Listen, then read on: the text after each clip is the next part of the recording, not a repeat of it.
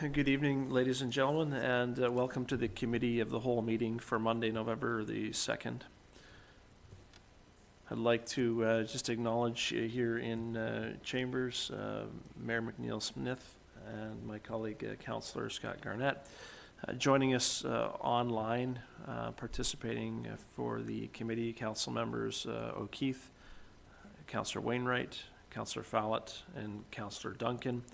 And my thanks to staff who are here this evening in Chambers, our Chief Administrative Officer, Mr. Randy Humble, our Director of Engineering, Jen Clary, the Chief Financial Officer, Mr. Hissick, Andrew Hissick, and the Executive Assistant this evening is Paula Cully. Thank you for joining us. At this point, I'd like to call the meeting to order and acknowledge that we are meeting on the traditional territory of the WSÁNEĆ people. I'd like to call for an approval of the agenda. So move. Second. And I'll call the question. All those in favor? Thank you. Motion is carried. Moving on to the minutes of the regular Committee of the Whole meeting from October the 19th. Move the minutes be approved. Second. Thank you. Any additions, deletions, or comments from council on the minutes? Excuse me, from committee? Seeing none, I'll call the question. All those in favor? Thank you. Motion is carried. This evening we have a presentation from Ms. Bremner Mitchell of Cascadia Seaweed, and I understand that Aaron, you'll be presenting on a seaweed festival scheduled for the spring of 2021, and that you've got about a 10-minute presentation for us. So at this point, I will turn things over to you, Aaron. Thank you. Thank you so much, Mr. Chair. I'm going to share my screen here. And if council members in the chamber, can you see the screen then?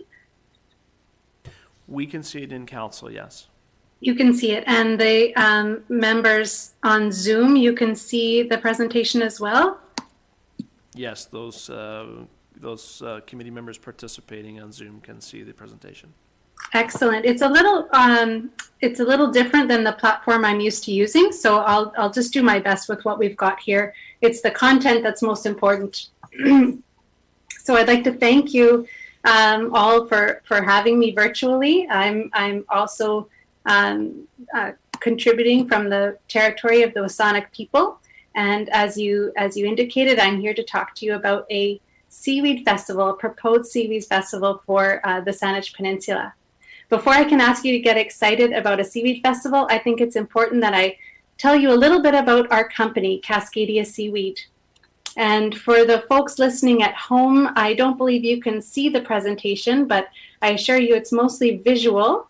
Our business overview is actually included in the agenda package, along with a link to our corporate video. So if you're looking for more information, it's all available there in the agenda package for you. There's a lot to share. I'm going to do my best to stick to my notes and give you a high-level overview of who we are, and then talk to you a little bit more about the concept for the event that we have in mind. I'm going to start with some fun facts about seaweed. Did you know that seaweed is not a plant? It's actually a macroalgae. Did you know that seaweed is categorized into 3 categories or groups: red, green, and brown? Did you know that growing seaweed in the ocean sequesters significantly more carbon than trees, like 20 times the amount? And did you know that there are 630 species of seaweed in British Columbia? There's so much more to this stuff than the slimy stuff you see on the beach. There is a North American proverb that says, "We don't inherit the earth from our ancestors, we borrow it from our children." This is the concept and the awareness of many global challenges that drives our company forward.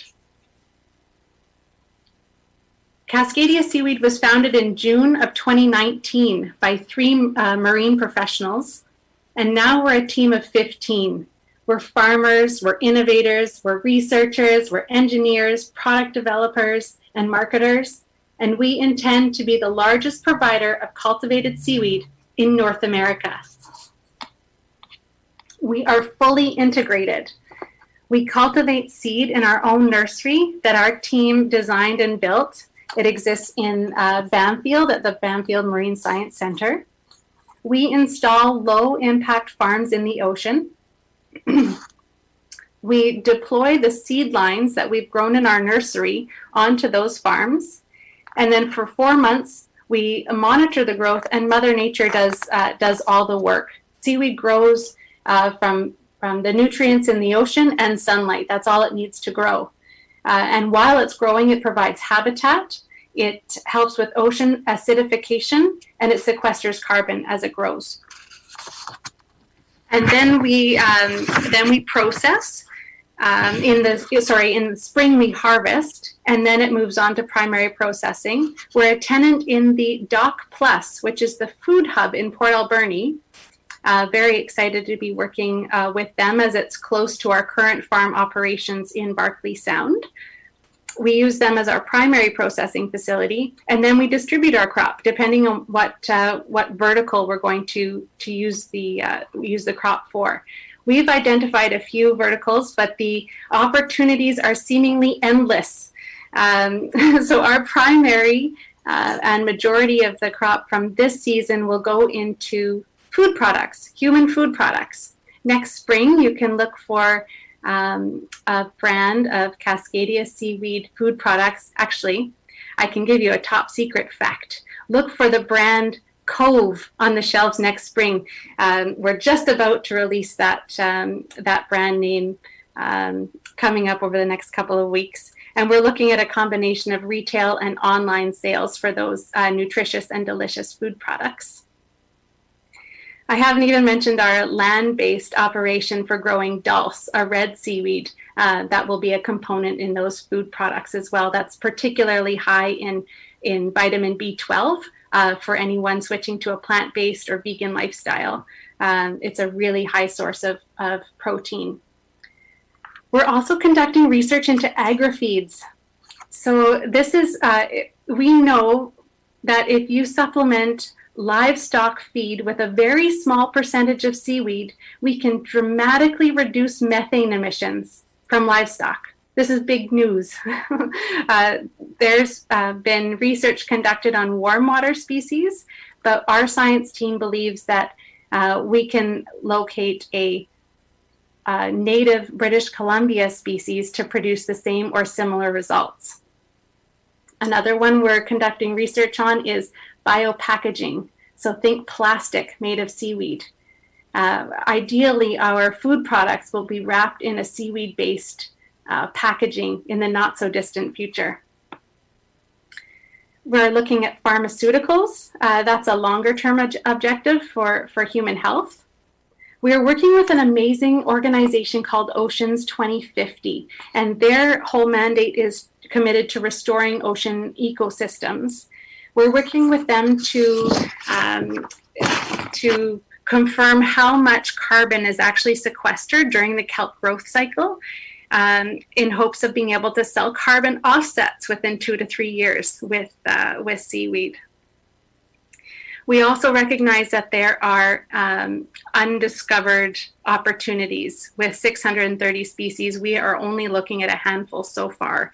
And in partnership with the City of Port Alberni, we are looking at developing the Canadian Centre for Seaweed Research right here on Vancouver Island. There are 5 things that give our team members purpose and focus as the opportunities are endless. So these are the 5 things that I want you to think of when you hear Cascadia seaweed. I want you to think of climate action in our purpose to sequester carbon as we grow our seaweed. We have a commitment to leave 10% of our farms in the water year after year, to help with the ocean acidification, to provide habitat, to sequester that carbon, also to help us create species that are more adept to dealing with warmer temperatures, warmer ocean temperatures. We are working to improve human health and food security by growing a healthy and nutritious food product. We're creating green jobs, thinking about recovery in the global pandemic and good, secure green jobs in a climate positive industry. Indigenous partnerships. We partner with First Nations and coastal communities as they're the people that are used to working on the water. They have knowledge, they have workforce, they want to stay and work in their homes. And that leads us to our last one is resiliency for coastal communities. We believe that by generating wealth, by employing these people and providing opportunities for them to become seaweed farmers, we'll be able to make those smaller communities on the coast more resilient. So we're not just building a business, we're growing a whole new sector. We estimate that on the safe side, we could generate 3,000 coastal jobs and $1 billion for coastal British Columbia's GDP. It's been a cottage industry up until now, and that's the Cascadia seaweed difference. We have a very aggressive growth plan and a scalable and innovative model. By partnering with these First Nation and coastal communities, we are providing jobs in farming and processing and distribution and research and innovation and more. As I said, there's a lot to share.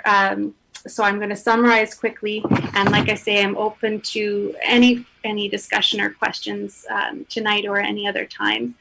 But essentially, we are seaweed farmers. We're aiming to produce a large quantity of high-quality seaweed along the coastline of British Columbia. We partner with First Nations and coastal communities who would like to cultivate seaweed, either as farm owners or simply with an agreement for us to farm in their territory. We see value in producing human food, agri-feeds, biopackaging, pharmaceuticals, and with our seaweed, carbon offsets, while addressing climate change, human health, with green jobs and economic opportunity for coastal communities. Our biggest challenge is actually meeting the growing demand. We do need governments like yourselves and your provincial and federal counterparts to recognize the value this industry brings. We see ourselves as conduits of funds to First Nations, to research institutions, and coastal communities. We check all the boxes for a new blue economy and recovery from this global pandemic. And if you're not already feeling excited, let's liven things up by talking about an annual festival for our town, a new annual festival for our town. Bill Collins, who I admire, and I'm not just saying that because I think he's listening tonight, but he always reminds me that success starts at home. We see an opportunity to share the long list of health and environmental benefits with our community, with our friends, with our neighbors. And that's why we want to bring this Seaweed Festival to the Saanich Peninsula. It's also an opportunity to demonstrate how we can move forward in these new parameters, in these COVID times, as my daughter Claire likes to call it, these COVID times. The dates we have proposed are May 13th through the 23rd of next year. We would like to start with a professional development conference. I can't tell you how many emails and phone calls we get from people who are interested in becoming seaweed farmers. And I really see this as an opportunity to bring them together and learn how to enter the sector. I've spoken to SEAG, and we came up with some examples that could happen throughout the week. For example, Sister Cities could have a virtual cooking class with seaweed with a chef in Mimi. McTavish Academy could do a seaweed pressing, a socially distanced seaweed pressing class. Obviously, educational workshops at the aquarium. Local restaurants could be cooking with seaweed, and we can provide some. Those are just a couple of examples that we came up with. And at this time, I'm not actually asking Sydney Council for anything. Isn't that nice to have a presentation and somebody's not asking you for anything? The only thing I wish for is support in principle. I want to be respectful of these new times that we're living in. I want you to be aware of our intentions, and I want us to be able to keep our community safe. So I would love for you to be involved in the process as we move forward. And hopefully I'm not too far over time, and I welcome any questions or discussion points. Thank you very much, Ms. Bremner Mitchell. I think that was a great presentation.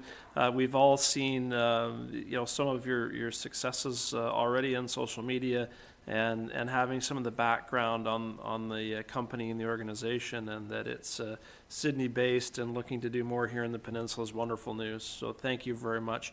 At this point, I'll call on my colleagues to see if anyone has any questions for Erin with respect to her presentation. Councillor O'Keefe. Thank you. That was an excellent presentation. Thank you much. So exciting to see what the company is up to, and I think we're really lucky to have such a company right here in Sydney. I'm wondering, can you tell me where else in the world is this happening? Do you have competition for this sort of thing, or is what you're doing a little bit of a niche market that isn't being done elsewhere? There's about 30 other large cultivators around the world, but the bigger we are and the more seaweed that is cultivated, the better it is for the environment. It's a boutique industry here in Canada. We see an opportunity to grow at scale because there's such a long list of uses. That's our differentiation strategy here in North America. But we are in constant conversation with people all over the world that are looking to share research, talking about different species. Our management team is so diverse and so in tune with what's going on, but it's a really collaborative industry, and I really respect that. Everybody realizes that the more we grow, the better it is. And do you have any information about how the costs of growing and distributing, say, your food products might compare to other food products or other protein or that sort of thing? Yeah, our food team is actually located in Vancouver, and I could certainly put you in touch with them, Terry, if you had more questions about that. They're doing the business case for distributing the food, and that's why we're looking at a combination of retail and online sales at this particular point. Great, good, thank you. Thank you. Looking to my colleagues to see if there are any other questions for Erin. Mayor McNeil-Smith. Thank you, Chair, and thank you, Ms. Bremner Mitchell. That was a great presentation, and it's inspiring. It's refreshing, particularly during these COVID times, to see a Sydney-based company, just a young company, just a year old, prospering and growing, and with a great vision that includes things like Indigenous partnerships, green jobs, human health, all positive, very positive things. And thank you to you and your colleagues for choosing Sydney to be your base. The Salish Sea is fairly large, or the West Coast is fairly large, and we certainly welcome you to be here in Sydney. And no questions, just very positive, and I think a great idea to connect with SEAG, which has a good history now over the last 6 or 7 years of actually starting some new events in town, and certainly making long-standing events a greater success. So I wish you every success in working with SEAG to bring that festival to our community next May in a, as you've indicated, in a safe manner, given the direction or uncertainty with the direction of the pandemic. I would just move to support in principle the Seaweed Festival coming to Sydney in 2021, and thank you very much again for the presentation and telling your story to Council in Sydney. Thank you. Thank you. We have a mover. So I'll second. thank you. A mover and a seconder support in principle the Saanich Peninsula Seaweed Festival, May 13th to 23rd, 2021. I'll call the question. All those in favor? And none are opposed. Thank you again. Thank you, committee, for your support of the Seaweed Festival in principle. And Aaron, thanks very much for your time this evening. I know I learned a number of things through the presentation and through having the opportunity to review the package in advance, particularly around the carbon capture capabilities and the opportunities in the agri-feed industry and the implications for methane gas. So congratulations to you and your colleagues at Cascadia Seaweed, and we wish you every success. Thank you. Thank you. Thank you, committee, for having me tonight. Thank you. The next item on our agenda is item 6 under Administration and Finance with respect to property tax distribution policy. And there's a presentation from Mr. Hissick, who I erroneously referred to as the CFO. Sorry, that's from my day job, Andrew. Our Director of Corporate Services, Mr. Hissick. Over to you.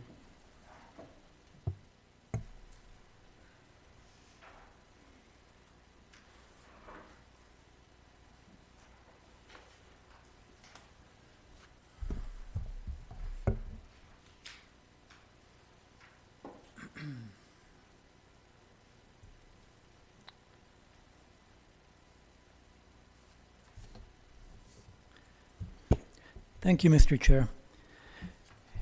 On October 19th, this committee, this council, was provided with a detailed staff report and a presentation on our tax distribution policy. Before we begin discussions around all that tonight, I'd like to provide a few additional details that were not covered previously. So this includes some important considerations that just weren't included or that I had to cut to keep the presentation shorter, as well as some new concepts that will be an alternative to the multiples that we discussed before. A couple of answers to questions that were raised last time, and just a bit more food for thought as we proceed into the deliberations. I promise you it won't be nearly as long as the last presentation, but I think it's important that we go through some of this information. So this was something that I did show you last time, as well as when the tax rates were set. Just a little caution about the use of multiples and some of the problems around that. So this quick little illustration showed over a period of 4 years how the rates and the multiples could change while the taxes paid by a typical business remained the same. So it went from multiple of 2 to 2.476 in a matter of 3 years, strictly because the Class 1 residential assessments grew at a higher rate than Class 6. Now, just to reinforce this a little bit more, taking a 20-year look at what this could look like, and this is made-up data, as the last slide was, but just to show. You start in year 1 with a residential property assessed at $200,000, paying $1,000 in taxes, and then you have a Class 6 business property with the same assessment of $200,000 with a multiple of 2.0, so they pay twice the taxes. So if you assume that over the next 20 years, Class 1 residential grows at a rate of 10% a year, whereas Class 6 grows at 5% a year, so roughly half of residential, the multiple would go from 2 to close to 5. Now this is clearly the worst case. It doesn't really represent what happened, but it just goes to show how that 4-year illustration could really grow over time. Now the next table is very much exactly the same thing, but just more realistic rates where we start at the same base, and even though the increase is still 2 to 1 residential to business, the multiple grows by a much greater degree because the numbers are lower. But it just continues to reinforce the issue that multiples are not ideal when looking at how much more non-residential should be taxed than residential.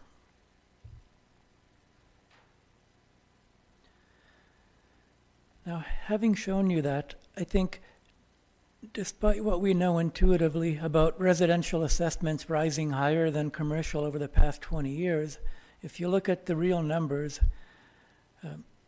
we're at roughly the same percentage of residential overall assessment as we were back in 1997. So that's 23 years ago.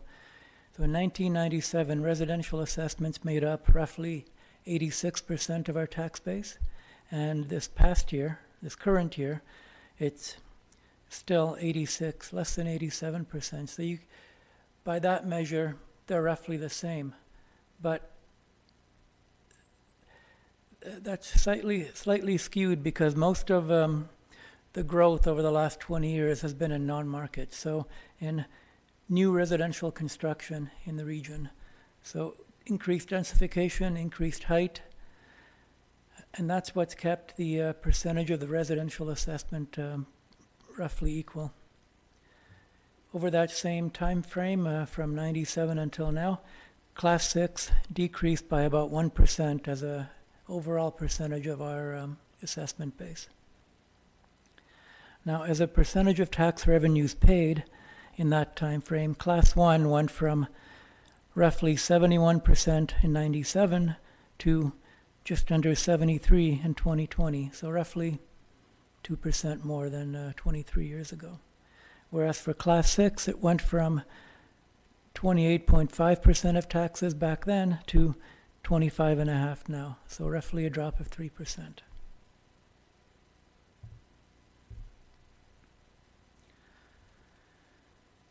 So if you look at the percentage of the assessment base over that time frame, 1997 until now, for combined classes 5 and 6, you can see that it's relatively stable. It's gone from a low of 11.72%, which was last year, to a high of 16.74%, which was way back in 2002. And as a percentage of taxes across that same period, it's ranged from a low of 25.49%, which is this year, to a high of over 31%, which was back in 2003. So as a percentage of taxes collected from the business sector, we are at an all-time low in terms of how that fits into the overall tax burden. None of this is to say that we don't have work to do if we choose. It's just additional context for where we were, where we are. Now, a quick look at Class 8 over this same period, and you'll see that it's not quite the straight line that it is for Class 6. This is largely due to the fact that there was a major reassessment of marina properties based on their relative growth in value back in the early 2000s. So back in 03, 04, and the way the town tried to react to that quickly through tax rate setting, we had to take a couple of iterations at that because of the assessment appeals that went forward over those 2 years. So the assessments went up, they were appealed, they were essentially upheld for the most part, and then they leveled off to some degree. So it went from less than 0.1% of the total assessment base back in 2003 to as high as just over 1%. So still not very significant, but quite the growth from early years. And the percentage of taxes collected from Class 8 went from a low of 0.17% to a high of 1.69%, which is still relatively small.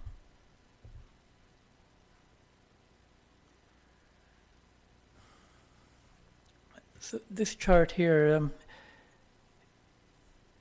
it's an interesting view and one that I'm more and more convinced by as we dive into this. So this compares the ratio of percentage of taxes collected over percentage that each class makes up of the assessment base. So let's say if we collect 20% of taxes from commercial and they only represent 10% of the assessment base, that would be a ratio of 2 to 1. And this is just another ratio we can consider in addition to the multiple, which is a ratio of rates as opposed to a ratio of assessments. So if you look at the long-term chart for class 5 and 6, you'll see that they generally center around 2.0, going from a low of 1.8 in 2001 and 2002 to a high of 2.36 as recently as last year. And I think we should consider whether this ratio is a better alternative to the tax rate multiple this in terms of a target of where we want to be. And I'll expand on that as we move through the presentation. The primary reason is that this method is less susceptible to swings in assessment.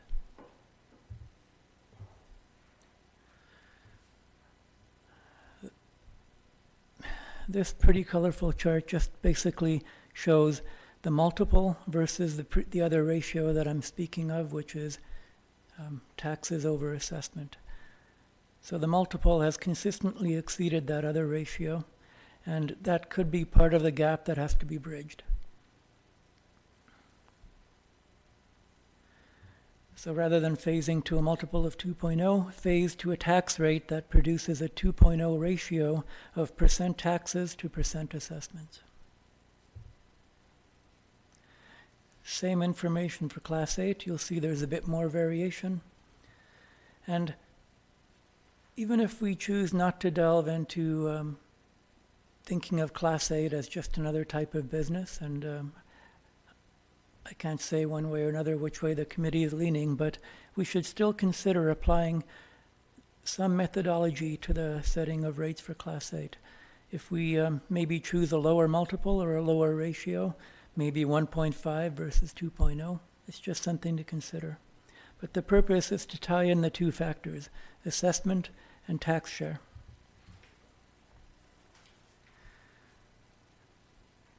So last time I presented this information about what it would have taken in 2020 to lower the Class 6 multiple to twice the residential. So you'll recall it ended up at 2.46, and to bring it down to 2.0, it would have taken another 3.59% tax increase to residential. So it would have had an impact of about $97 for the typical residential property. And that includes CRD and the library levy. And we discussed that if that impact were deemed too big, then it could be phased over a number of years if desired. But again, the focus on the multiple might not be the answer. You'll also recall that Councillor Wainwright mentioned that he had an example that he was willing to share with us about how he saw that phase-in working. And I did speak with Councillor Wainwright and Mayor McNeil Smith about this last week, and we came up with some illustrative figures here. So this is using the 2019 multiple, which was actually considerably higher. It was 2.9. And to bring that down to 2, we chose a phase-in period of 5 years. So what I would suggest, if we wanted to phase it in over 5 years, and if we did choose to set a policy whereby we were aiming for a multiple of 2.0, that we take that difference and divide it over 5 years and apply that multiple adjustment equally over those 5 years. And that way we could factor in a certain degree of growth in the tax base, and it wouldn't always be just a tax increase passed on to residential to benefit business.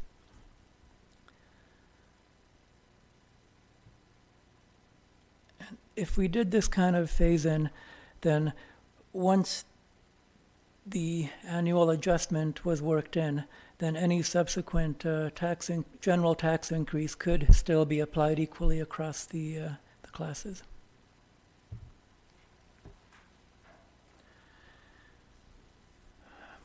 We also spoke last time about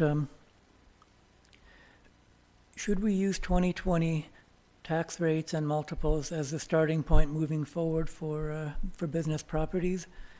So having bridged roughly half the gap already, if we start there for next year, we've pretty much accomplished half of our tentative goal. But what that would lead to is we'd have to make up roughly $300,000 in lost tax revenues. So last meeting, I was asked to quantify that in terms of what that would cost. Now, to make up that lost $309,000 in tax revenues in 2021, it would cost approximately $40 for the average resident or $138 for the average business. That's if we applied it across the board so that every property class is paying to make up that lost revenue. And that's equivalent to a tax increase of 2.63% for each. We may be able to use some surplus next year to offset some of the 300, but it's too early to tell. We may also be able to apply some of that provincial grant money that's coming our way, that one-time payment, which we still don't know the magnitude. Now, the above impact being $40 for the average residence might be sufficiently high that we'd want to defer any additional shift to residential next year. That's to be discussed. But in doing so, we'd still have the 10% reduction built in from the current year. So we're not going back to square one, we're halfway there already. So, some pros and cons of using multiples for policy setting. So the pros are that it's intuitive as an indicator of fairness. It's fairly easy to understand. The rate is twice what the residential rate is on a going forward basis. It has a high profile. It's often quoted and supported by business groups like CFIB, Chambers of Commerce, and so on, even though I don't think they really understand the tax system enough to really hang their hat on the multiple. Another pro is that it's fairly easy to measure and monitor. It's fairly easy to set tax rates based on this. In terms of the cons to using multiples, it's heavily influenced by assessment shifts, and we've shown that in our examples. It conflicts with other indicators of equity, so it doesn't achieve the true aims being sought by those business groups that we mentioned, which is really that they don't want their taxes to increase any faster than residential, and they'd like it to be somewhat equitable. You all know this, but it's worth reinforcing that there's only one assessment class for all types of business. So Class 6 includes both large businesses like banks and grocery stores, as well as small retail or service establishments. Both sizes of business must be taxed at the same rate, at least for property taxes. There are distinctions at different tax levels like income, but we're in the business of property taxation. So one rate applies to all businesses captured in Class 6, and for us, all light industrial properties as well. So the impact of reducing the Class 6 multiple may not be passed on to local consumers, which is one of the other concerns. So if you have a national or regional pricing policy that might be in effect, any tax savings by what the town does to its rates are not necessarily going to be passed on to consumers. So our residents are going to pay more in taxes without getting the offsetting benefit of lower prices at the businesses. But the benefit may be healthier for the local business community, and that might make it worthwhile.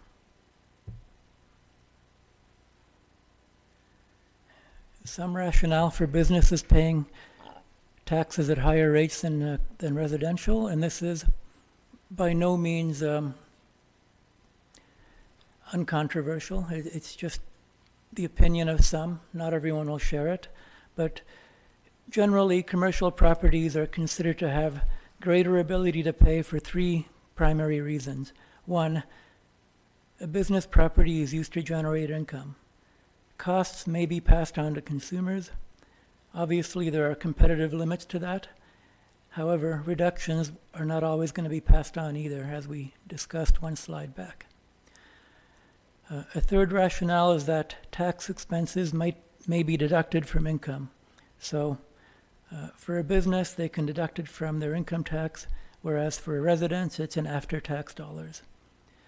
However, even that benefit varies widely due to the corporate income tax rates not being uniform across the board. So small businesses tend to be taxed at lower rates, therefore they likely wouldn't see as much benefit from tax deductible status as the larger businesses. And again, just opinions, not fact. A lot of this is just opinions because there is no firmly established method for setting property taxes. So, reiteration of some of the questions we looked at last time. Are we satisfied with where we stand regionally in terms of commercial taxation? If so, consider policy wording to keep us there. If not, how much lower do we want to go? Are we willing to commit to using 2020 rates and multiples as our starting point for 2021? Do we want to wait and see what happens with COVID and the economy before setting ultimate direction? And should Class 8 marinas be reviewed to bring that in line with commercial or some other policy direction?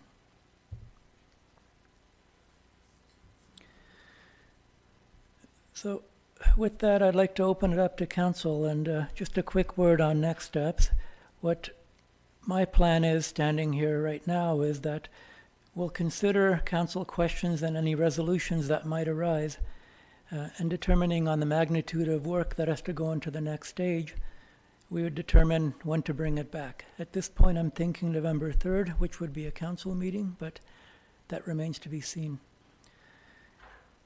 And additional policy information and impacts will be brought forward as required. So if we get into discussion that requires a lot of analysis and impact analysis to be brought back to you, that'll take more time, but it will be done. And we do not have to complete this in 2020. We can carry it over into early next year if required. Notification to marina owners would happen if we're delving into Class 8. And another thing to consider is a presentation from BC Assessment on how they conduct non-residential assessments. It's not the same as it is necessarily for residential, where it's just on the value of bricks and mortar. With that, floor is yours. Well, thank you, Mr. Hisik, for your presentation. And now I'll turn to Committee of the Whole for any questions on your presentation.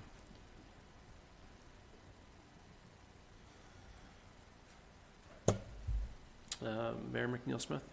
Thank you, Chair. I just have one question to begin and turn it to my colleagues, and that is the very last point you referred to, that is a presentation from BC Assessments.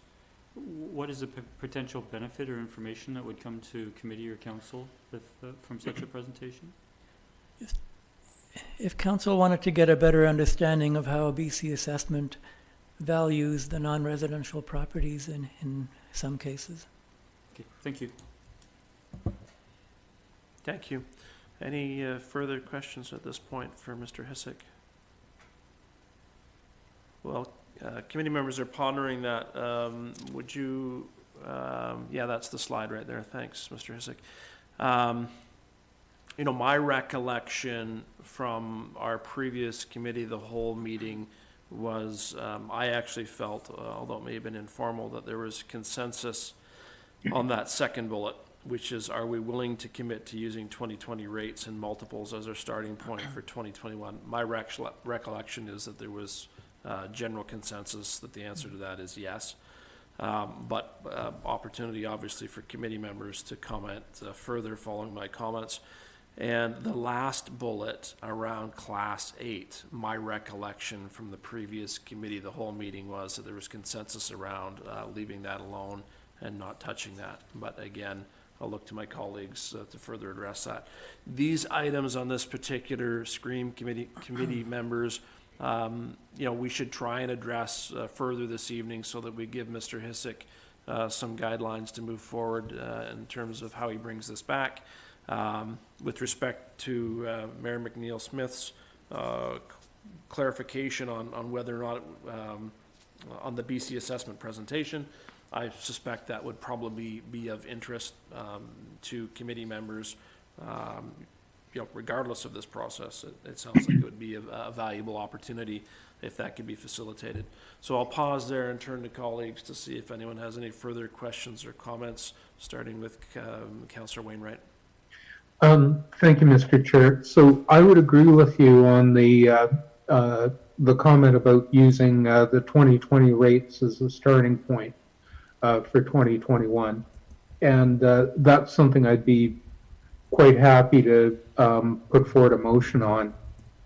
The second point, though, on the Class 8 marinas, while we did, I think, talk about leaving it alone, the approaches that Mr. Hisik has presented involve setting targets. So, for example, that the ratio between commercial taxes paid and commercial assessments be 2.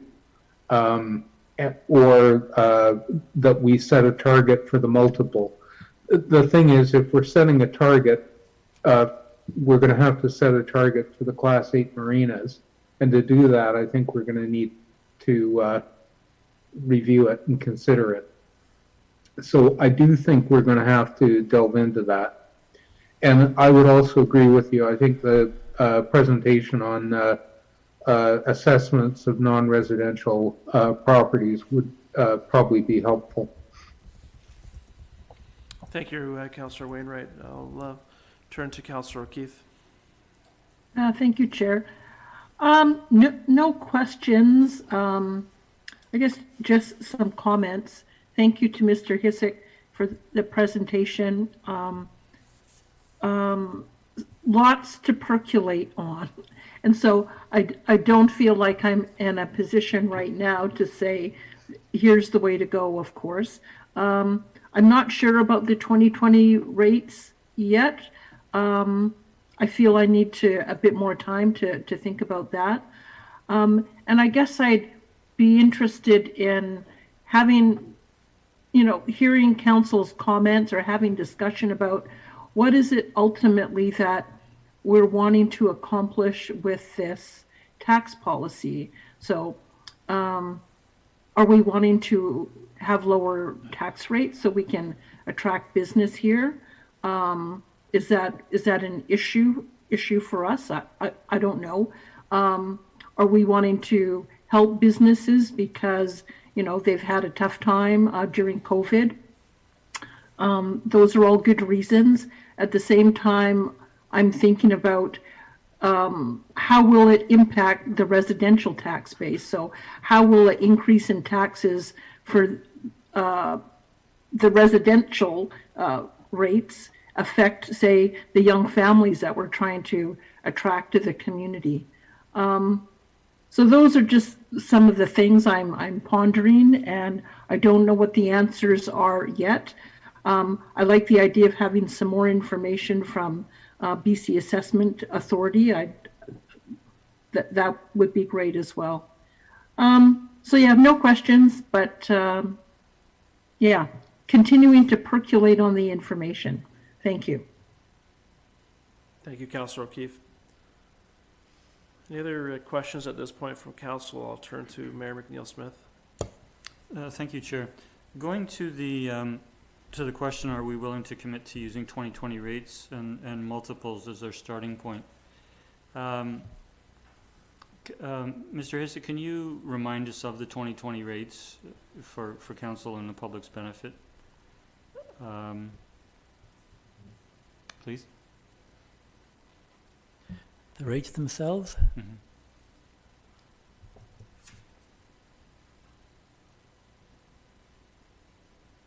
Sorry, if we, I guess the question is, if we commit to using the 2020 rates for residential and commercial, we're in effect agreeing or committing to using the multiples, or the multiples being that our starting point. Right. So it's not a question of if it's just a question if we're using the same 2020 rates. So where I hesitate is the uncertainty associated with the pandemic. There's been uncertainty for 9 months. We see how it changes in real time, and we know that we're in a second wave. We see other countries, significant Western countries, having to go into full lockdowns. We know that we're in a particularly good place on Vancouver Island, and particularly the South Island. But quite frankly, we don't know where we're going to be 4 weeks from now, at the end of November. We don't know where we're going to be in January, 2 months from now. That's the life we've been living for 9 months now, and it's going to continue. So in terms of what measures may have to be implemented in the next 2 to 4 months in British Columbia or in our particular region, there is, to my mind, still so much uncertainty. I don't know that I want to commit to particular taxes. Now, this is just asking the question with regards to rates. It's not asking the question with regards to percentage tax increases. But where we started our discussion last meeting, and I'll go back to the slide on the top slide on page 6.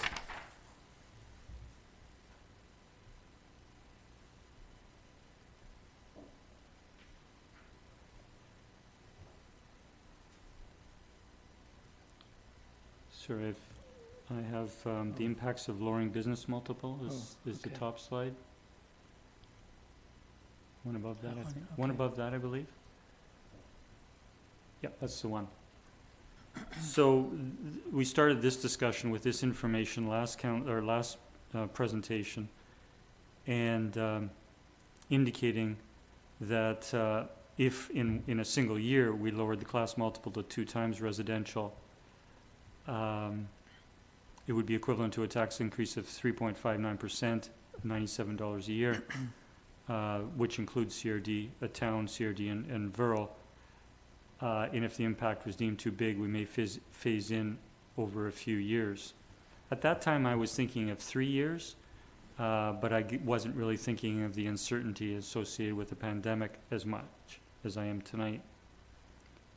But if we go with committing to using 2020 rates, we are in effect having no impact on the multiple, and no impact on the shifting the burden from commercial to from residential to commercial.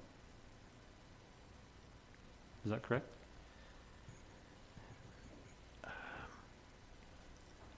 Well, if we are using 2020 as a starting point,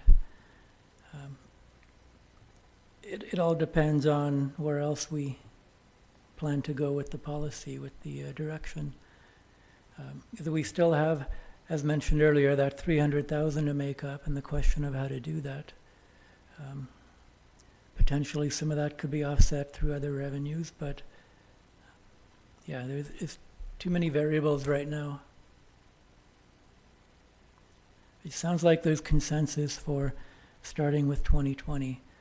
So perhaps if that could be put in a motion and voted upon, then at least we have that as a certainty going forward from even just for the purposes of this discussion.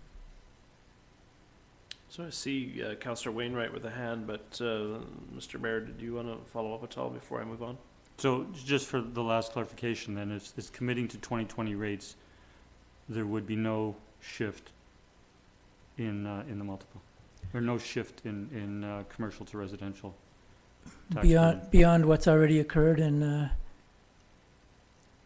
2020. Although in 2020 the impact was fully made up through surplus, which won't necessarily be available next year. So that revenue will have to be made up. So right now there has not been any impact on residential, but going forward, there would be, but there would also be an impact on other classes too.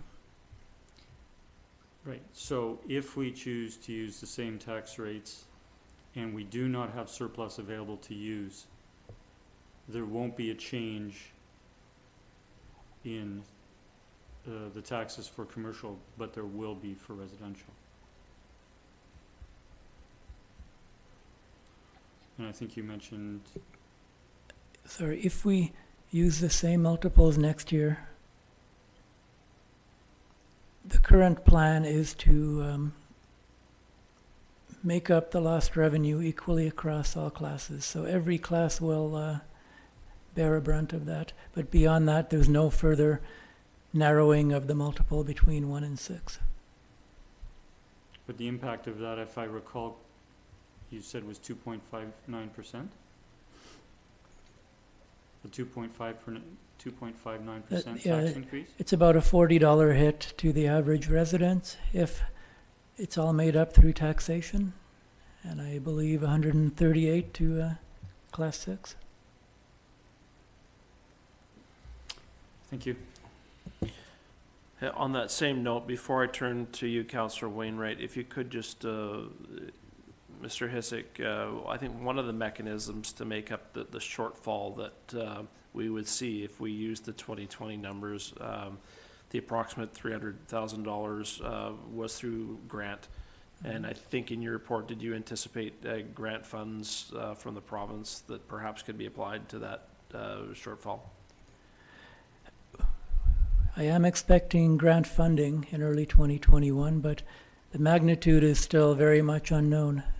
So that will, in my mind, go towards reducing all impacts for next year's budget. How exactly it's going to be used, it will depend on council. Thank you. Councillor Wainwright. Thank you, Mr. Chair. Just this question of whether we should use the 2020 rates as the starting point. Just to, for clarity, if we choose not to use the 2020 rates as a starting point, what would we use as a starting point? Well, we went into 2020 with a one-time 10% cut for business properties. So essentially the question is it going to be a permanent, or are we expecting to bring it back up to pre-2020 levels? So essentially last year's multiple, which was considerably higher.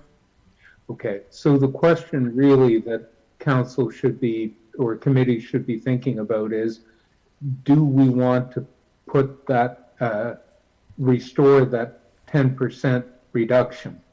That is, do we want to put them back to where they were? Or are we going to let the 10% lower commercial rate be the starting point for moving forward? I think that's a simpler question for us to be thinking about. I'm not comfortable with the idea that it was a temporary reduction and that we would be putting it back next year. Thank you, Councillor Wainwright. Looking to my colleagues for any other questions or comments. Councillor O'Keefe. Thank you. Is this something that we would go out to the community, especially the business community, for feedback on? I guess what I'm wondering is that I've heard mixed reviews of that, of the 10% cut, and whether it had the desired impact.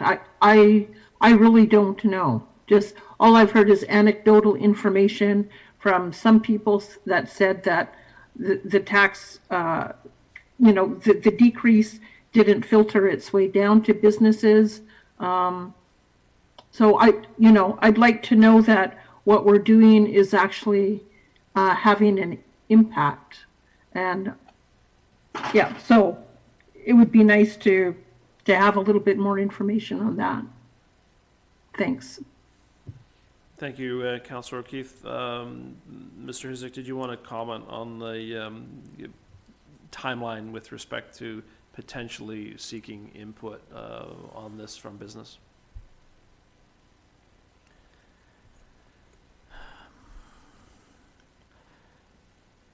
Well, it's really up to council. It depends what question you want to ask and what information you want back. Off the top of my head, you ask a business, should we keep your taxes where they were this year or bring them back to where they were last year? What do we think we're going to get? I mean, I understand there are some issues about maybe it didn't filter all the way down, but that's largely outside our control.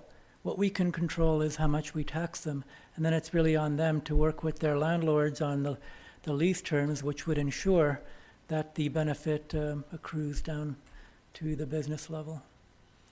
Thank you, Mr. Hisik. I'd concur with what I think Councillor Wainwright was suggesting initially around whether or not this was viewed, at least in my mind, as sort of a one-time reduction, or whether or not council felt that we were trying to create an environment that would help stimulate and assist businesses. And I continue to subscribe to that approach, and would be comfortable with the wording either to retain that reduction, or to use 2020 rates and multiples as the starting point for 2021. I'll reiterate, it's a starting point, and it's in the context of reviewing our tax policy for this discussion to advance it. So I'll leave my comments there and look to committee for any further questions, or if anyone wanted to try a motion with respect to that particular item, I'd certainly encourage that. Councillor Wainwright. I'll move that we use the 2020 rates and multiples as a starting point for 2021. Second. Have a mover and seconder. Any further discussion from committee? Seeing none, I'll call the question. All those in favor? Opposed? Thank you. I see one opposed, Councillor O'Keefe. Motion carries. With regards to, if you could go back perhaps please, Mr. Hisik, to the slide third from the end, I believe, tax policy review questions. I think this is the slide in which you were really seeking some specific guidance this evening. These were the questions that I could foresee, but there could be many others to be considered tonight. It's up to council. So it looks like we've dealt with number 2. It would be good to get some discussion around the first one. If we're satisfied with where we stand regionally, and I could bring back those slides from last time showing that we're already near the bottom. That may or may not be enough. It's really up to council. But if you think we need to go lower, then the question is how much lower, and what are we going to use as our benchmark moving forward? Thank you. Councillor Wainwright. Thank you, Mr. Chair. I don't think we should, I don't think we're ready to adopt any kind of policy that is based on where our commercial tax rates stand with respect to the region. Like, we don't have any control over what the other municipalities are doing. And while, generally we want to be at least on the lower end of the average, I don't think we want to set a policy like we're going to be the lowest in the CRD, because that kind of thing is just setting us up for having a difficult time achieving it. And I also don't think it would be useful to say, our policy is we will never exceed the average commercial rate in the region. I am generally pretty comfortable with where we are with respect to the other municipalities, but it's not an easy comparison. Like, some municipalities don't have light industrial assessments at all. So, when you try to compare our rate to what they're doing, it's not a sensible comparison. I would rather that we set a policy that is internal, it looks at Sydney and is internally consistent and isn't basing it off how, where we stand regionally. Thank you, Councillor Wainwright. Looking for further questions, I have Councillor Duncan. Sorry, Chair, it wasn't a question, but it was just to concur with Councillor Wainwright and that I didn't think that necessarily, while it might be one metric we could look at as to how competitive we were for businesses to locate here, I don't think it's anywhere near the top on where businesses are looking. I think from what we've heard, it's usually being whether the facilities that are here are something within their square footage or they have access to internet or something like that. So I think this would be something that would have high repercussions for the town and very low impact on business competitiveness if we did so. So I'm in favor of also kind of not considering that as well. Thank you, Councillor Duncan. I'll move to Councillor O'Keefe. Thank you. I concur with those comments as well. I think from what I recall is that we're fairly low anyways. I don't feel like we need to do anything to lower our taxes to attract businesses here. I think we have a lot of things going for us, being close to the airport, the ferry, the businesses that I've talked to recently that have relocated here have come here for those reasons, and also because it's just a nice community. It's a nice place to live. So I don't feel like we have to do anything too aggressive to get people here. Where I see it is, trying to balance the burden between, businesses that are struggling and having a hard time, and then with the how much of we want to put that onto the residential taxpayers. In regards to the wait and see with what happens with COVID, I'm taking into account committee member McNeil Smith, his concern about the pandemic uncertainty, and I share that as well. I guess I would be more inclined to, if we're going to go ahead and have the, similar rates to last year, before making any other dramatic changes, I'm inclined to have a more wait and see perspective in terms of what the pandemic brings in the next year or so. Thank you. Thank you, Councillor O'Keefe. I'll look to colleagues for any other questions or comments regarding this item. My last comment would be to Mr. Hisik. I think I'm sensing some consensus around where we stand regionally in terms of commercial taxation. I concur with the comments by Councillor Wainwright, Councillor Duncan, and Councillor O'Keefe. And I'm prepared to leave my comments there and move on the agenda unless there's anything else from any committee members. Mr. Hisik. Thank you, Mr. Chair. Do I hear that we have consensus in moving lower, regardless of where we stand in the region? Is that fair to say? Elaborate on moving lower. So right now we have a multiple of 2.4. Our ratio of commercial taxes to assessment is 2.06. So if we're going to move one of those to 2.0, then clearly we have a direction to go lower, and that's what I'm trying to get, if that is the direction council would like to go, without committing to one or the other. I'm not certain that I heard that, Mr. Hisik. What I heard was that we're happy with where we stand in the region, taking into account what we did in 2020. But I'll look to my colleagues for any further clarification. Councillor Garnett. Thank you, Mr. Chair. I didn't want to jump into too much because I agree with most of what's been said. Although I do hesitate about the wait and see approach, just simply because I think this is going to be with us for quite a while. So I think if you do a wait and see approach, we could be looking at policies for this for 2 or 3 councils from now. So I think the whole point of bringing this forward was to try and make things more equitable in our community for business and residential. So I personally would be happy with going towards a lower, whichever one that happens to be. I'm comfortable with that. And so if anybody else wants to add any comments to that. Thank you, Councillor Garnett. Anything else for Mr. Hisik? Councillor Wainwright. Thank you, Mr. Chair. I'll just echo Councillor Garnett's comment. I'm comfortable trying to go lower as well.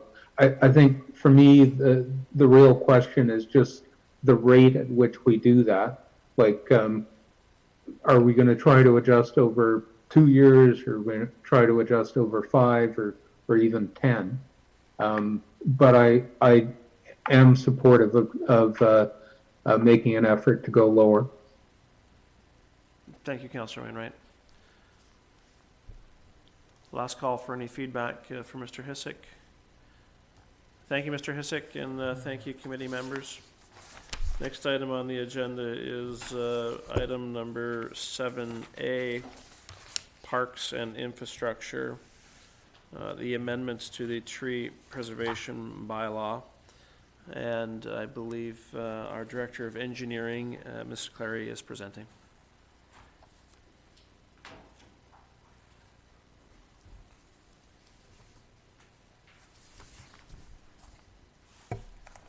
Good evening, committee. Thank you.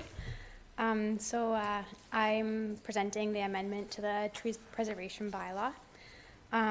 Many of these proposed amendments come out of the urban forest strategy. Some of them are from operational needs or just some house cleaning items. A number of these are significant changes. I think I'll probably just go through all of them because the majority of them are significant changes, so I'll go through them quickly. The item A is just changing who is administrating the bylaw to the Director of Engineering or their designate. Item B adds a number of protected species as recommended from the urban forest strategy, and then some of them are also some that were identified as staff of ones that could be added. Increasing the number of species preserves some of the biodiversity in Sydney, so that's partly why that's done. Some of them, there's hardly any of these trees actually in Sydney, so they won't have that big of an impact by adding them to the list. We may want to add more species in the future, but this is kind of a good starting point for this bylaw amendment. And then that one also it changes the size of protected trees, so it decreases the size of some of the species from 15 centimeters to 3 centimeters. So that's really to protect some of the smaller species that are slower growing or are harder to establish. And then it's also changing some of them from 30 centimeter diameter to 1.2 meters in height instead. So that's a bit of a different way. It might be a little bit of a challenge for residents to wrap their head around that change, but it's something that a lot of other municipalities are gone to, and that was a recommendation of the urban forest strategy. Moving on, item C is reducing the protected size diameter from 75 to 60. So this one, the urban forest strategy actually recommends to go to 45 centimeters, but we currently only have one arborist, and he's already, overworked, and so we decided to start with 60 and potentially come back after we've been able to hire some more staff to work at this, and then maybe bring back the 45 centimeters at that time. Item D is removing the significant tree list from Schedule C, so just taking Schedule C out. A number of the trees on that list are either already gone or, they're in decline already. So, and they're also probably protected by the size if they are significant. So we didn't see the value in keeping that. We could, modify that list if that was something that council felt really strongly about. But in general, we think most of the significant trees in Sydney will be protected by these bylaw changes anyway. So item E is just a little bit more of an administration change is having the people, if they have to remove a protected tree because it's an emergency, it's going to fall down in a windstorm, then they have to retroactively apply for a tree permit. That's something that wasn't the case before, but it's really just for tracking purposes. We are working on a tree inventory in Sydney. Staff are working on this. It'll be a bit of a process to inventory all the trees, obviously, because even though there's not that many, there are a lot still. So that'll really just help us manage that inventory as well. Item F gives the director a bit more flexibility. We found that there is some times where property owners will come and through a development permit, so this is the 8.3 this is 8.4, through a development permit, a tree species was planted just in the wrong location, and it's now been 20 years and the tree is just outgrowing the location, and if it's not protected by size otherwise or species, it can be an undue hardship on the property owner because this tree was planted in the wrong place 20 years ago. So that's just giving some flexibility on that one. And then also if a tree is structurally unsound, and that's really just if a property owner has a tree that's structurally unsound and needs to come down, we don't want them to wait until it actually falls. We want them to be able to take it out and have those fees waived, or number of replacement trees waived or altered.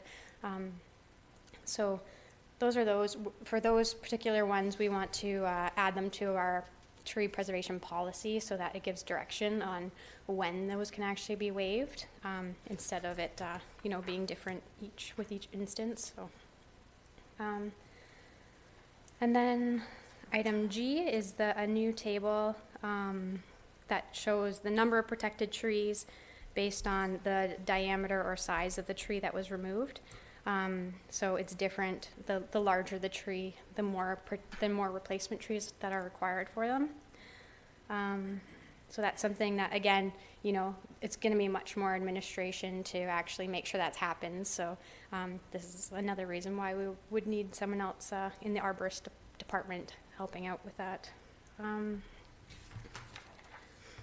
Item H, sorry, this is kind of an administrative thing, that sometimes people will claim that a tree is causing structural damage to their property, and this just gives us the ability to require them to provide a report from an engineer or some other qualified professional.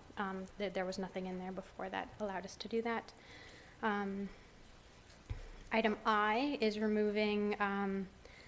waiving the tree permit fee if a tree removal was authorized through the development permit. So the reason this was in there before was to allow individual property owners to not charge them twice, kind of thing, for the development permit and for the tree removal, but that actually is a bit of an incentive for other larger developments. So that's why we're just recommending to just remove that part. So J and K are recommendations from the urban forest strategy. It changes the maintenance period for a new tree from 12 months to 2 years. And that's just to let the tree establish a little bit more before we provide their deposits back. L is adjusting the fines for damage to trees. So in our MTI bylaw, we have the minimum fine for damage to tree or death of a tree at $1,000. That's the maximum that a municipality can fine through an MTI. But the community charter was recently changed to have a maximum fine if we were to take someone to court of $50,000 and up to 6 months of imprisonment and pay the town's costs for prosecution. So we have a lot more ability to fine people if they're doing something that we've already asked them not to do and they continue to damage trees. So that's it for the bylaw amendment. And then just to touch on the financial portion of the report is all these changes do create a lot more work. Like, it'll probably be more than double the amount of work that the current arborist is has, and he already has a lot on his plate. We recommend that a junior arborist position be added to the Parks Department in order to actually enforce this bylaw, because it'll be very challenging if we put this bylaw in place and we just don't have the staff to actually enforce it. And there'll be a number of things that were also recommendations in the urban forest strategy that will build into a policy. We do have an internal, it's a council approved policy. Now it's from 2005, so we really need to look at it and update it and bring in some of the elements that weren't included in the bylaw amendment, so that everyone knows what to follow and gives everyone some guidance with respect to trees, because everyone is unique. So yeah, that's the end. No, thank you, Ms. Clary. We're just going to pause and see if committee have any questions for you before we move forward. Councillor Garnett. Thank you, Mr. Chair. Thank you very much for the report, and Mr. Weber. This is great. I was really happy to see this. Something I've kind of been a champion of, I guess, so to speak. But I like a lot of the changes in here, and I think it's going to go a long way to helping us, since we've, declared a climate emergency as a council. And this is a really important part of all of it. So the questions I have are centered around, there's a couple items listed in here and amendments that said we could revisit if we got the extra staff. What kind of time frame from the time the extra staff would hire to the point where we'd be able to revisit and add some of these other features from the urban forest strategy? So we were thinking of revisiting in about a year, like if we were to hire someone early in 2021, see how that workload goes, and then revisit next fall, kind of, as long as the arborists aren't really overwhelmed at that point already. So. And if I may, Mr. Chair, this may be more of a question for Mr. Hisik. Do we know what approximately salary for a junior arborist full-time would be?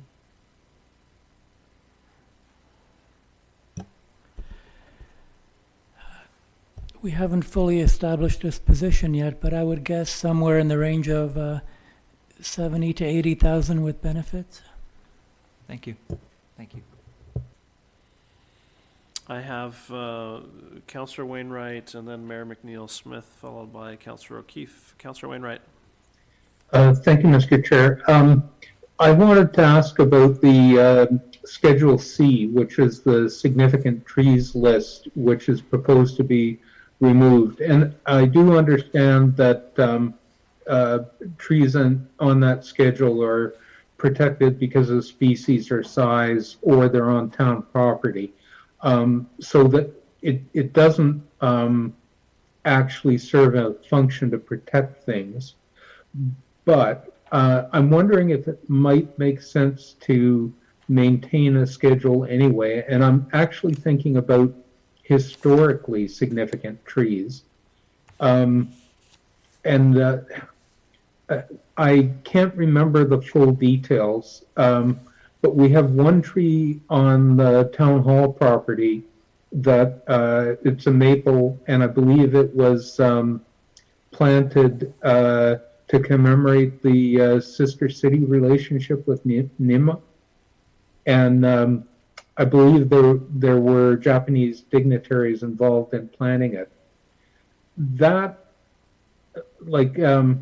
keeping track of trees that are historically significant is something totally separate from size or species. And it may make sense just to keep the schedule for that purpose, even though we don't have many of those. The other one I can think of is on the Latch property or Miraloma. Again, I don't remember the details, but my understanding is that one of the trees was planted by the royal family, something like that, a member of. And that one is on private property. And I know it's protected because of the species, but it's got that historical significance too, that I think we would lose if we don't have a place to track it. So that's actually a question maybe for staff to consider.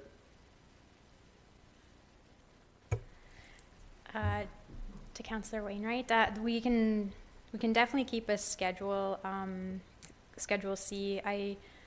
I would lean towards not having it in our bylaw and having it something that, you know, could be a little more fluid as significant trees are planted. We could add it to the list, maybe have it as part of the tree inventory that we're developing rather than this bylaw, but we could do it if that's what council would like to do. We could, you know, update this list with other significant trees, which clearly maybe other people in town know of some, and we could, you know, put the word out to find out where those are, I guess, and then we could update this list and keep it in the bylaw if that's something that council would like to do.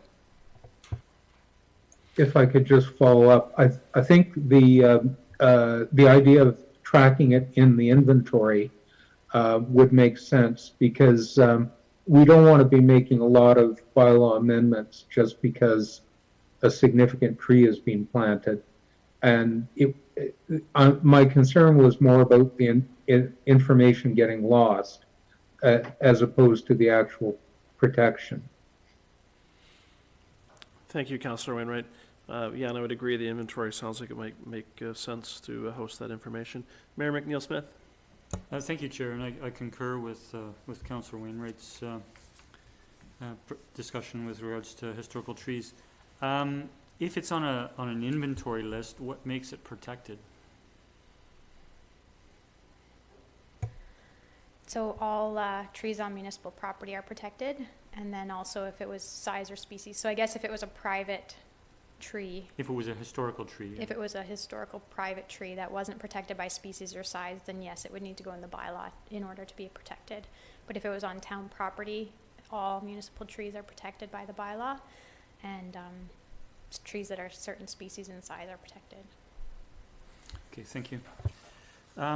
A few questions, and one is with regards to the addition of species. Is there some compatibility amongst municipalities in the South Island in terms of what they protect as species? Is that something we take a look at or compare notes around the region? I would have to get back to you on that. Most of these trees were recommendation of the urban forest strategy, and I'm assuming that was developed from looking at other municipalities and looking at what trees actually grow well here. But I haven't personally compared with other municipalities. I appreciate that there are, you know, sub-bioregions, and so not everything is identical across the 13 municipalities, but can you speak a little bit more? I mean, we see the intention of the bylaw. You know, recommendations coming from the urban forest strategy are to enhance our urban forest, and by including additional species, by reducing the diameter of trees, it's going to protect more trees in our community, and that's a good thing. The question is, and you've made reference to additional work for an arborist, and hence the recommendation. Can you speak a little bit to how, if you just increase the number of trees that are going to be protected, how that automatically leads to additional work for the arborist? Yes, so I guess anytime a tree is questionable in whether or not it's protected, our arborist gets a call from whoever they're supposed to get a call anyway from that property owner, from that developer. So they do, you know, a site visit whenever a tree is kind of on the borderline, and this is going to increase the number of trees that are on the borderline significantly. So there will be a significant amount of work orders for that. There will be, you know, going out and seeing trees that have been cut that might be protected by the bylaw, and maybe the property owner didn't know. So those are things that our arborist currently does, and he already does drive around, and you know, when certain trees are cut, he knows about them even if they're not protected, because he has been called out to look for them. So there's those. There's also the administrative part of it as well. So looking at this isn't specifically part of the bylaw, but looking at developments and just making sure trees are protected for developments, this is going to increase the number of trees that are actually protected through development, even though on the building footprint, the trees can be removed. Outside of the building footprint, they're still supposed to try to preserve those trees. So just making sure that those trees are properly fenced, doing inspections on in fencing for those trees, and then continuing to monitor them to make sure nothing, the fencing doesn't get moved and the roots don't get dug up, kind of thing. So there's a lot of different aspects of it. There will be a lot more administration, even just with the increased number of tree permits that we have to issue. Every single tree permit we issue, he has to go out and, before I approve it, our arborist reviews it first. This is going to increase the number of tree permits that are issued because there's just there's more protected trees, and trees do need to be removed sometimes. We can't save all trees. So it's just going to be a lot more work, a lot of different reasons. So. Okay, that's helpful. Thank you. I guess, when I hear the term arborist, I think, okay, we've got a lot of trees on town property, and an arborist a town arborist is going to help protect the health of our trees. But what I think I'm hearing is that in day-to-day operations of the town, we get regular requests from residents with regards to their trees, and it takes administrative or arborist work to ascertain their status vis-a-vis our bylaw and which direction to move forward on. So I have a better appreciation of that. Thank you. Some of the other questions I have, I'm going to turn to the actual track change bylaw. So item 4.3 under application of this bylaw does not apply to trees on town-owned property or highways that are cut or removed by the town or its authorized agents.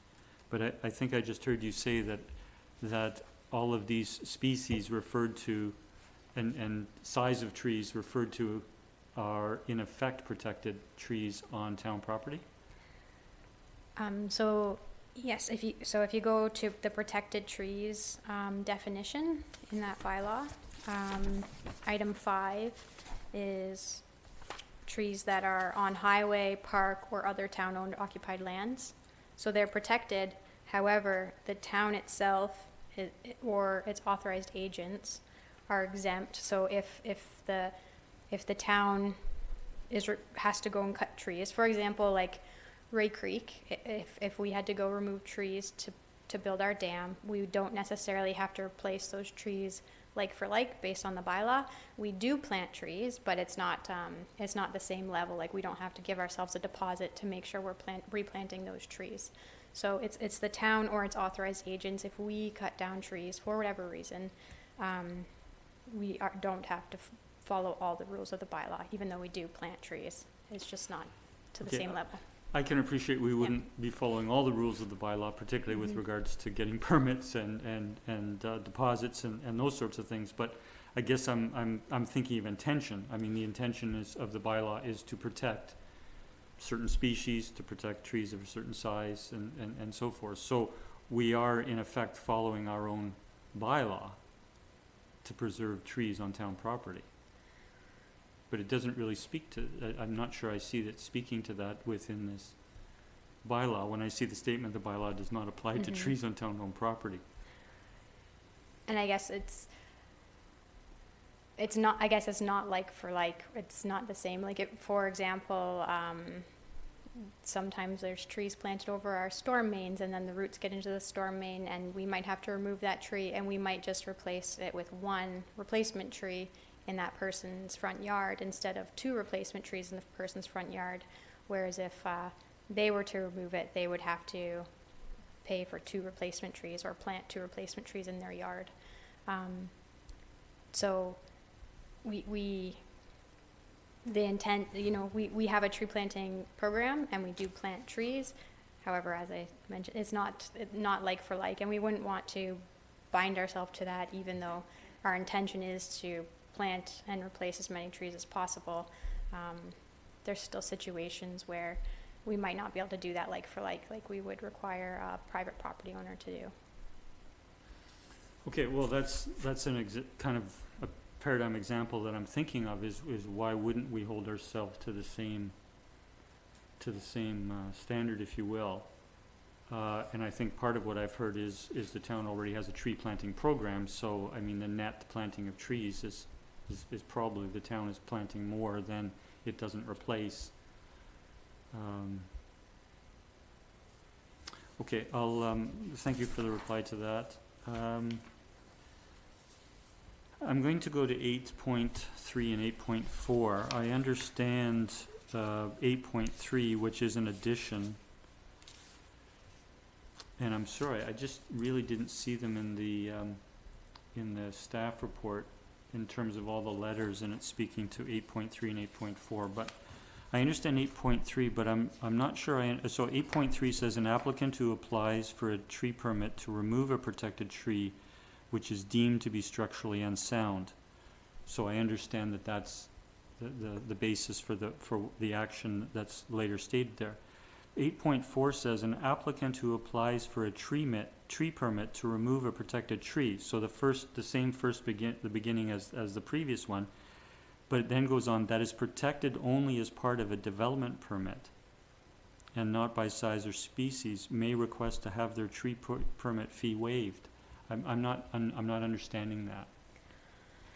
So that is for examples where a tree was just planted in the wrong place by development permit, like a tree that was planted 20 years ago, and 20 years ago it was a nice looking little tree, and now it's just outgrown its space, and it's, you know, causing potential damage to the person's foundations or different things, and it doesn't meet the other bylaw protected tree requirements, protected by size, so it's not over 60 centimeters, and it's not one of the protected species. In those situations, you know, now we would catch something like that. We would take a little bit closer look at landscape plans than might have in the past, because trees are becoming a more hot button issue. However, in the past, it wasn't always done as thoroughly, and it wasn't a requirement in the past to look at it as thoroughly. But because of things that were approved in the past, and now this tree is protected, we're causing financial hardship on that, you know, single-family property owner who might be a small lot and they don't have space to plant 2 trees on their property. So that's kind of where that situation is. That's for. Okay, that's helpful as well. Thank you. I believe my last point is under the new 11.12, the old 11.14. Sorry, I do have one more after this. 11.12, the new 11.12, and under A,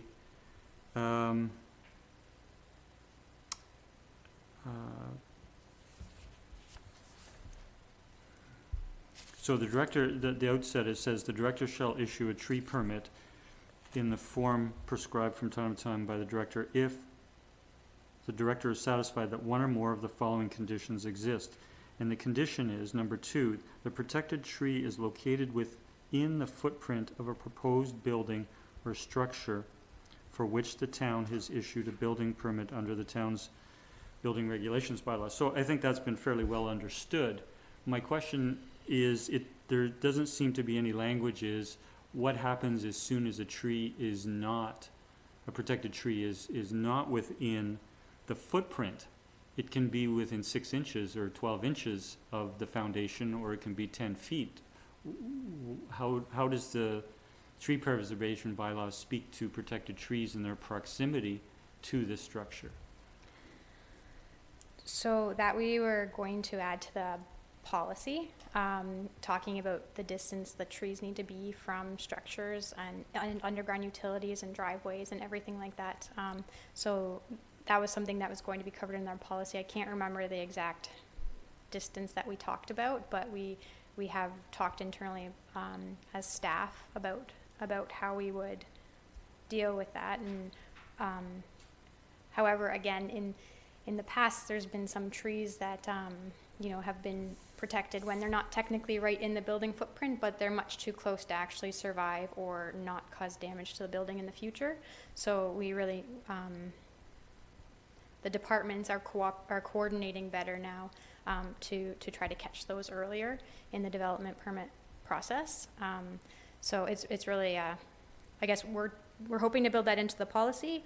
It's not dealt with directly in this bylaw. It's something that I guess could be added, but it's something that, you know, might need to be a little bit flexible in order to save the trees. It depends on the tree species and its root structure and the type of ground material. Like if there's clay, the root's more likely to go out vertically than down. So it depends on a lot of things. And Mr. Humble? If I can. Yeah. Jen, is that typically though also determined by the assessment of the arborist or consulting arborist and maybe corroborated by the town arborist? it is. It is, yes. Yeah, so if we have a situation where the root zone, the critical root zone of the tree is in close proximity to a potential building footprint, it may make a case for it being removed. Mhm. So if I can continue, Chair. So, so is there a policy to date on that, or that we're leaving it to the discretion of the arborist? For now, it's to the discretion of the arborist, but we are building that into our policy.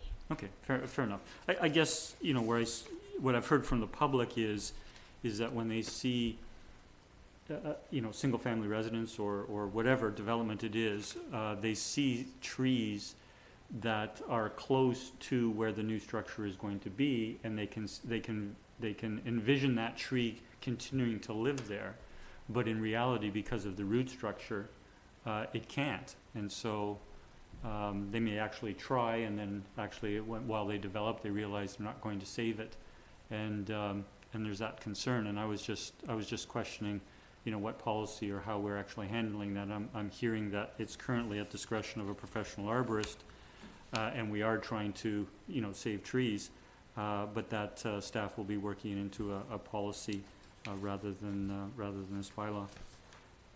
Thank you.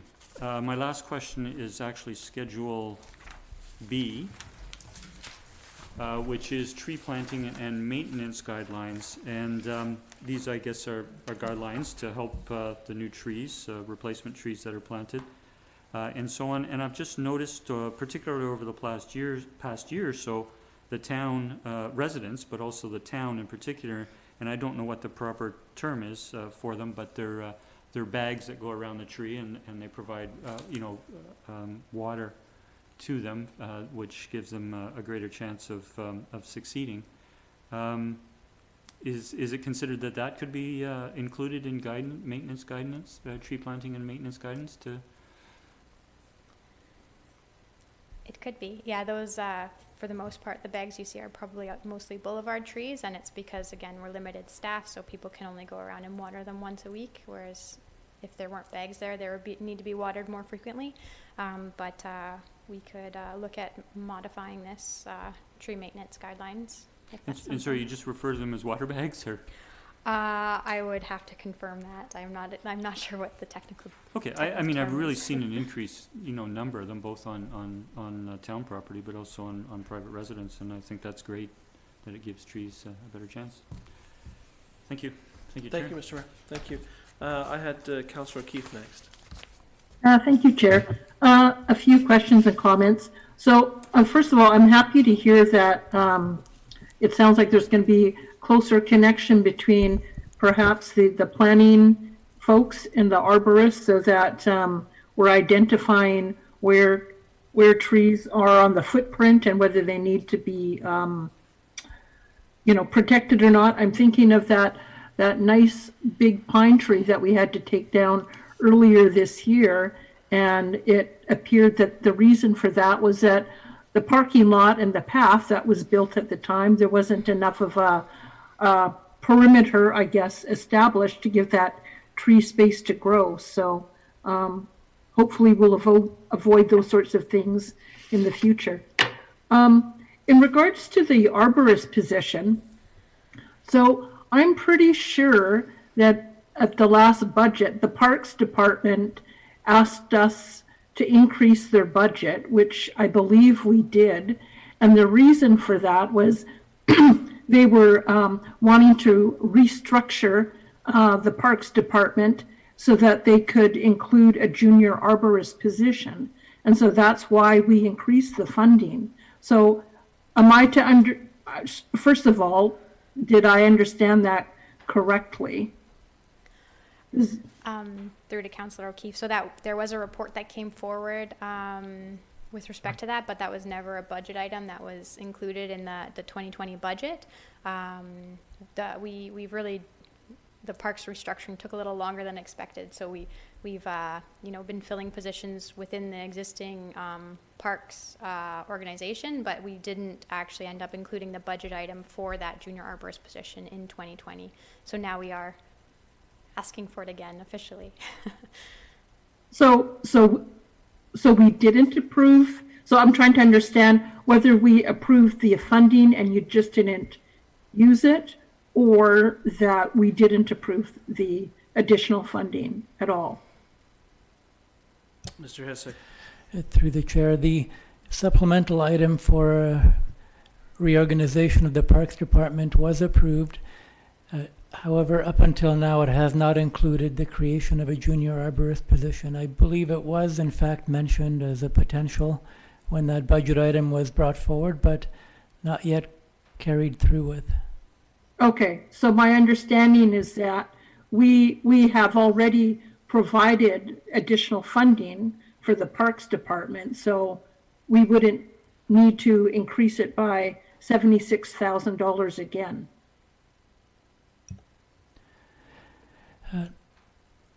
Sorry, that isn't what I meant to say. There will be an increase to create this new position because the reorganizations that took place have happened, but they did not create this junior arborist position. So are you saying, so we didn't provide any additional funding in the last year's budget then? Funding was provided, but not specifically for this position. Okay, I guess I'll go replay that part of the meeting, but what I understand at that time was that it was specifically for that. Anyways, well, I guess we'll see. The other thing I guess I'm thinking about in terms of workload is the other thing that was talked about was we're bringing on a climate change coordinator, and there was talk about some of the things from the urban forest strategy might be taken on by them to sort of help spread the workload. So I'm wondering if staff have started looking at that and what part of the strategy that they could be allocated to the climate change coordinator to alleviate any other expenditures maybe for additional staff in the Parks Department. Are we thinking about that yet? Mr. Humble. No, we haven't started that process yet, but we will be very soon. Okay. And then just a question about the fines. So good to see that we can fine people more. And I guess I'm wondering what's our mechanism for collecting those? So I understood from staff there's certain things that our bylaw officers can assess. But if the property owner doesn't pay those fines, what is our recourse? Can we add that can we put a charge on the title? Or do we have to go to court to get a judgment to take further action to collect those? I may have to refer to Mr. Hissek on this, but I believe the MTI fines can be added to property taxes for the year. Okay. Mr. Hissek, did you want to clarify that at all?